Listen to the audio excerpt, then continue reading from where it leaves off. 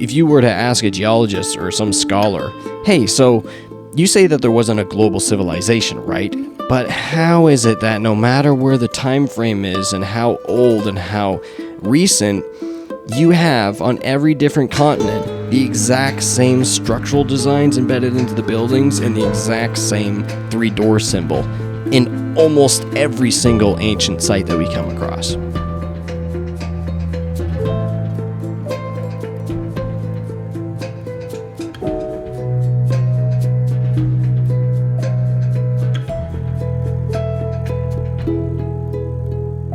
So in this video, I'm going to be talking about the three doors and how it's incorporated into the structure itself. This place is completely littered with this idea of the three and how it works. Once you get more familiar with what I'm talking about, it'll make more sense to you. So every part of this temple, every entrance, every doorway, it doesn't matter if it's a little building off to the side or if it's the entrance, the end, whether it's the one in the middle. So there's the large one in the middle, and then there's the two smaller ones on the sides. No matter what end where there's doors, you will see that there is the three doors. Every part of this temple. So to say that these people were obsessed with this ideology or this information, this knowledge, or this religion would be putting it lightly. All peoples who built ancient structures all over the world, every continent, use this method. This is clear indication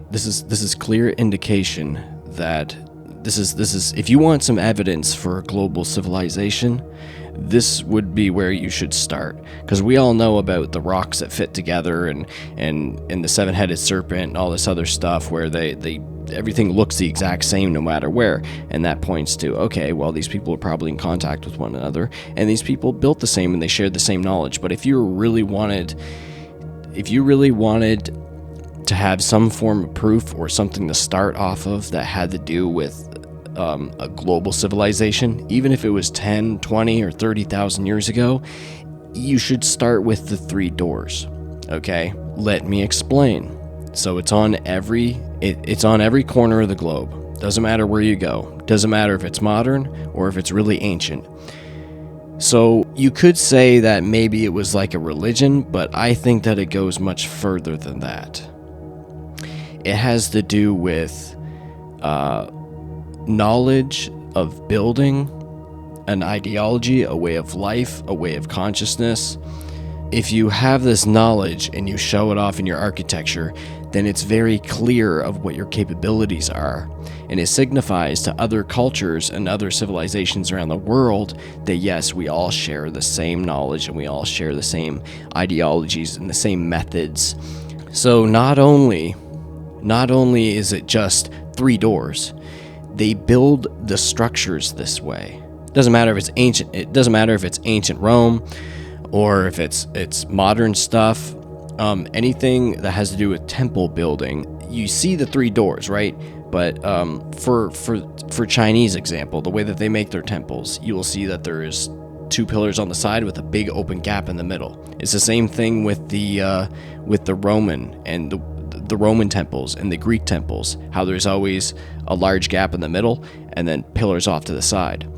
So this method is built right into Angkor Wat.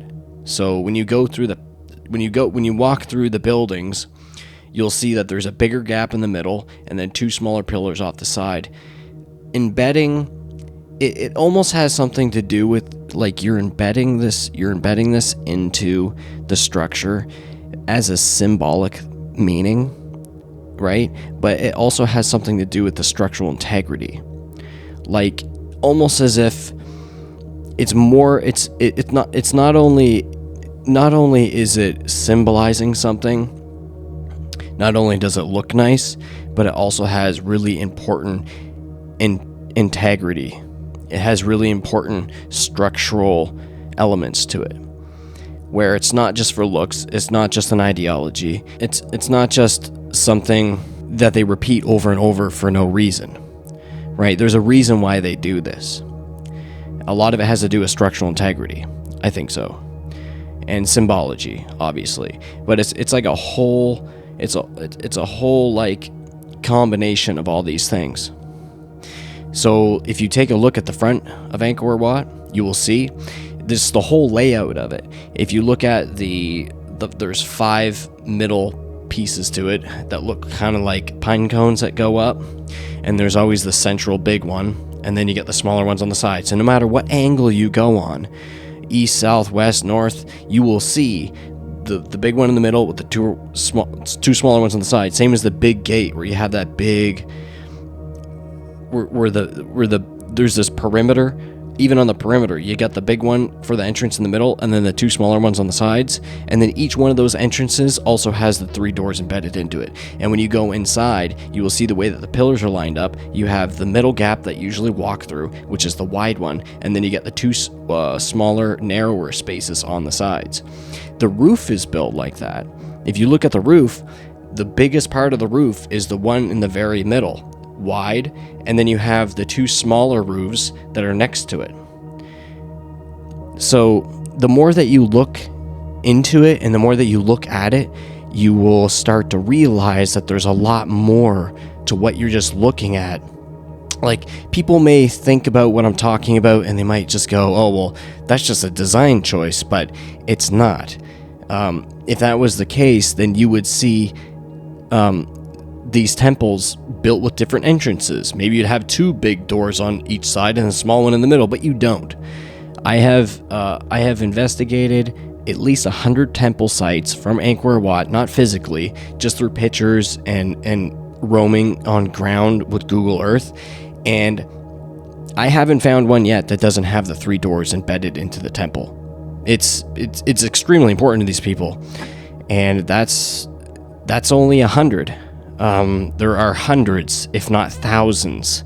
I'd say at least 1,000 that aren't even discovered yet, whether they're just small ones, big ones, because the jungle is just completely overrun, and there's landmines and stuff there from the war, so it makes it difficult.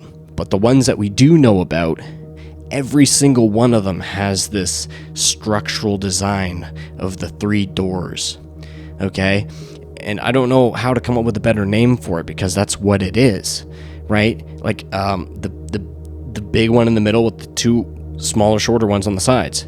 It doesn't matter what temple you go to, you will see the entrance where it's like that, and you'll also see the roof design is like that. Anywhere, just look anywhere. And this isn't just for Angkor Wat, okay? So not only is it a part of the structure, but if you look at the carvings, you will see the hats on the ladies. You will also see that they have these 3 things on their head, like a headdress, the large one in the middle with the 2 smaller ones on the sides. So it is like very important to them. So maybe I should make a video talking about what all of this could mean. Like, for an example, why like that? Well, the large one in the middle could signify direction, intelligence, the third eye, and the left one and the right one could be the dualities of hot and cold, male and female, right choice, wrong choice. Take this path, take that path, but there's the one clear direction in the middle. And that's also with the building, right? The frequency of the building, the way that it's held together, it gives a certain feeling to it. It's not just there's more to it than just it being like a smart structural design choice or something like that. And clearly, this was something that was shared all over the world, which should be bizarre to people. Like, if you were to ask a geologist or some scholar, hey, so you say that there wasn't a global civilization, right? But how is it that no matter where the time frame is and how old and how recent, you have on every different continent the exact same structural designs embedded into the buildings and the exact same 3-door symbol in almost every single ancient site that we come across? Oh, is it a coincidence? Oh, it's a coincidence. Okay, all right. Gee, we all just came up with the same design. We all just want the same 3 doors in the front of our temples.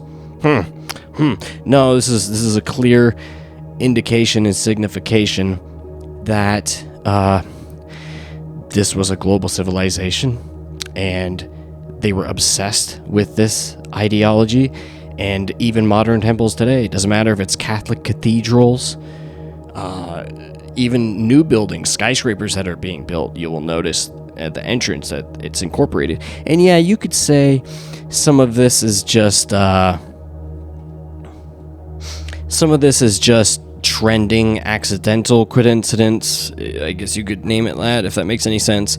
Like, people will look at temples and they won't even think anything of the 3 doors, and they will just, that looks nice, and then they'll implement it into a modern building, whether it's 50 years ago or right now, right?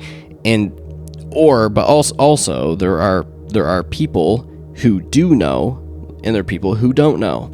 And if you have a designer like a mason or architect, they could have all this knowledge that I'm talking about, and they might implement it in there as a symbolic thing, maybe because they're in a brotherhood or they have some knowledge and they just want to put it in the building to keep the trend going, or keep the meme going, I guess you could say, keep the knowledge going.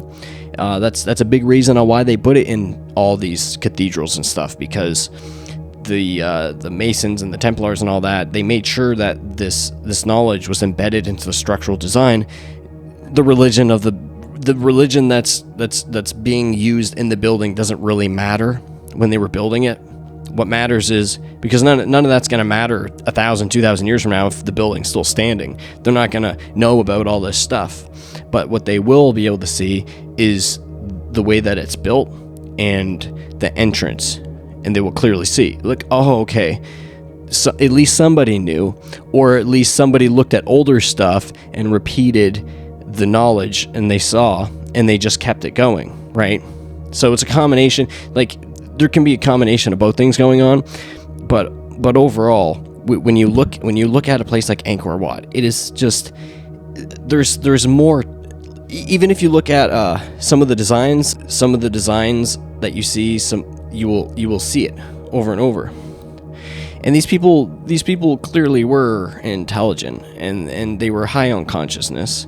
And I mean, there's depictions all over the temple with them holding psychedelic mushrooms, right? And if you look at the designs on the temples themselves, and you see the intricate curves and stuff, these leaf type things that are almost like curving and moving, those are the things that you see when you take mushrooms.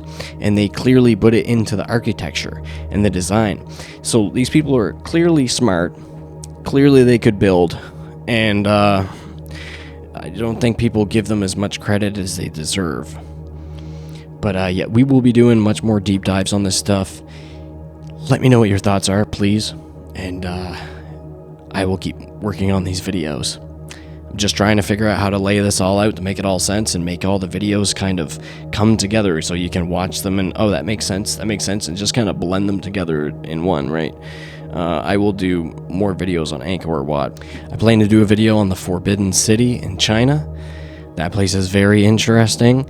It is the intricacy of just the sacred geometry that's embedded into that building, and the way that the pillars and the way that I'm not going to describe in this video, but the 3 shows up a lot there. These people clearly knew, right?